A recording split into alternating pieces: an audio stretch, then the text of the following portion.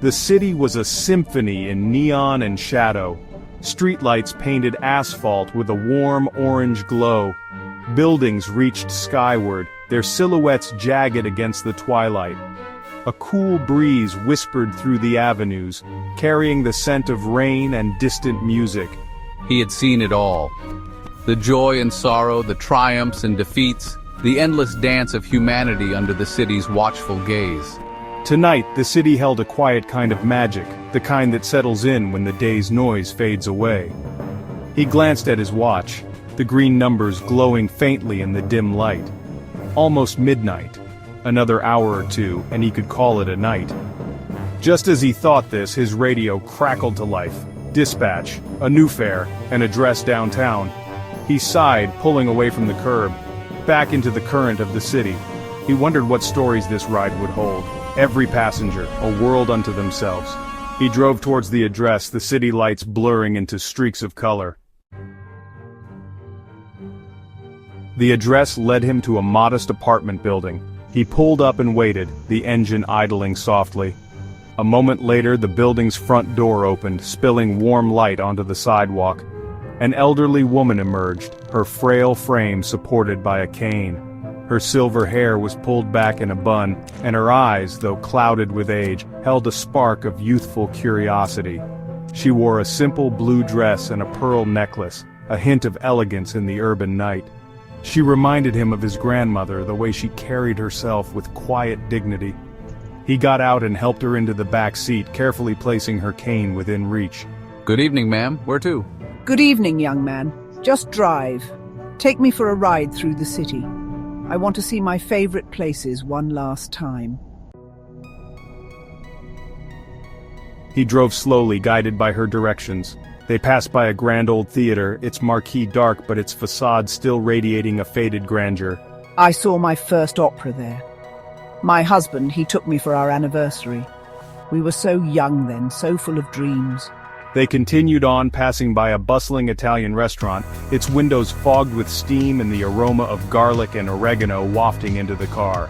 We celebrated so many milestones there.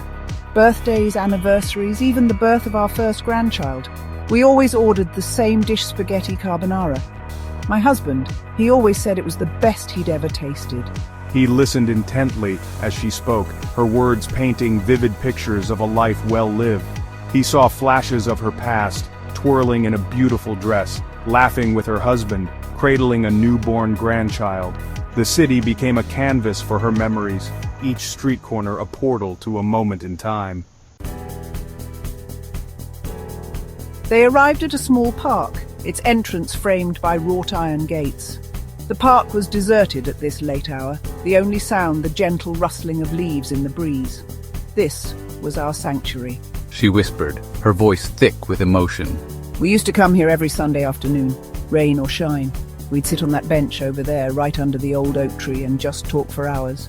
He parked the car and helped her out, his arm supporting her frail frame. They walked slowly towards the bench, her cane tapping softly against the pavement.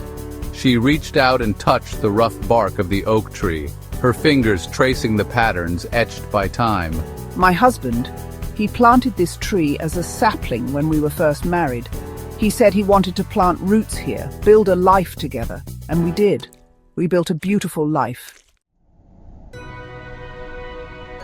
They returned to the taxi, the silence stretching between them. He knew she was holding back tears, and he respected her need for quiet reflection. He drove back towards her apartment building, the city lights seeming to dim in deference to her unspoken grief. As they pulled up to her building, she turned to him, her eyes filled with a profound sadness. Young man, I haven't told anyone this, but I'm moving to hospice tomorrow. This ride, these memories, it's my way of saying goodbye. He was taken aback by her revelation. He had sensed a certain weight to her sadness, but he hadn't grasped the full extent of it. He had unknowingly given her a final gift, a journey through the landscape of her life. Thank you. Thank you for listening. He helped her out of the taxi and watched as she slowly made her way inside, her frail silhouette disappearing into the warm glow of the lobby. He drove away, the city lights seeming brighter now, each flicker a testament to the enduring power of memory and the quiet beauty of a life well lived. He realized that sometimes the smallest acts of kindness can have the most profound impact. Sometimes a simple taxi ride can become a journey through a lifetime of love, loss, and the bittersweet symphony of memories.